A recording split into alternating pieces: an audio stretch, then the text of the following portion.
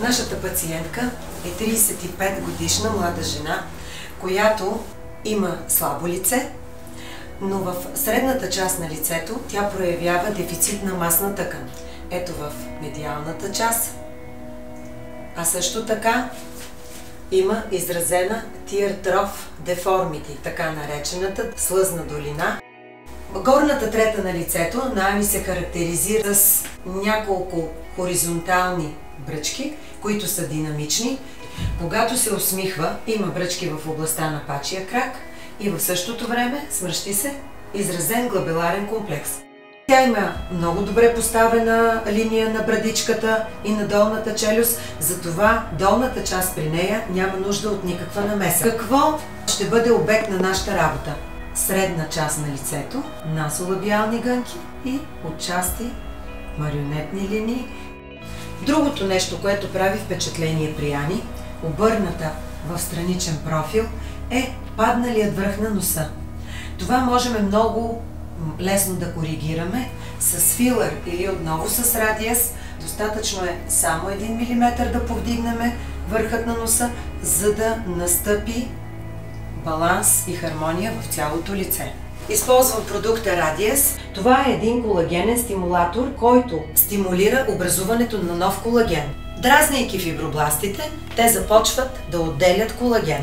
На този колаген обаче му е необходимо време той да озрее и да образува една стегната и здрава решетка, която да лифтира, да повдига цялото лице и да възстанови загубените обеми. Сега ще разредя продукта с 0,5 мл лидокаин. Лицето трябва да бъде много добре почистено, за да следваме основните принципи за септика и антисептика.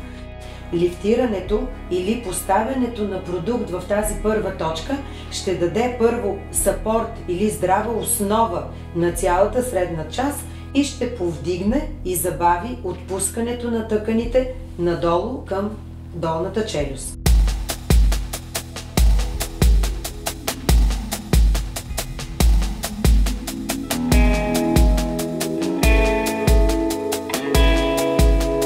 Идеята ми тук е по-скоро да възстановя обема на средната част и на структурите.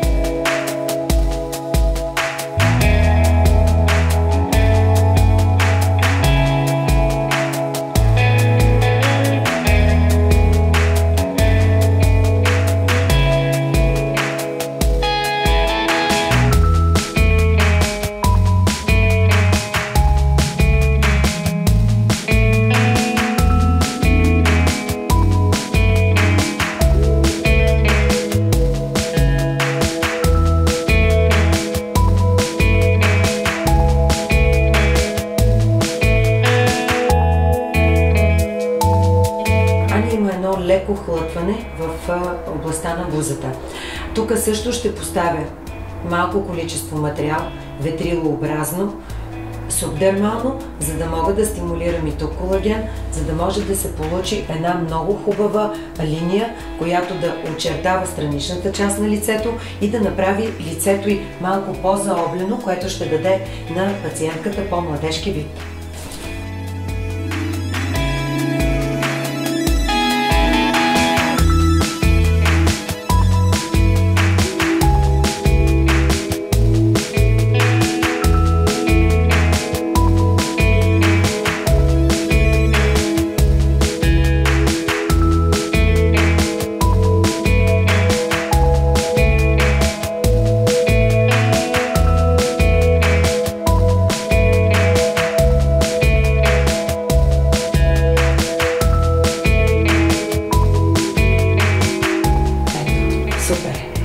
Какъв е резултата от нашата работа?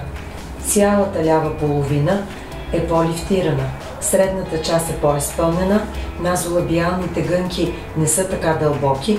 Ние превърнахме лицето от уморено в определени части с недоволен израз, в по-младежко излъчване, доволство и свежест.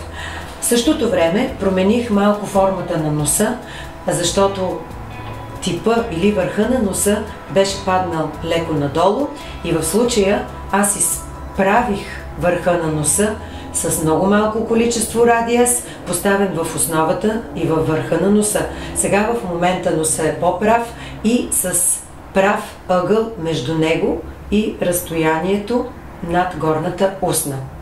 Калциевите частици в продукта ще започнат да дразнят фибробластите, да отделят колаген и след месец и половина тя ще има още по-лифтирано и изпънато лице. Бонусите от тази процедура са и за повърхностната част на кожата, защото тя ще стане по-свежа, по-лъскава, по-хидратирана.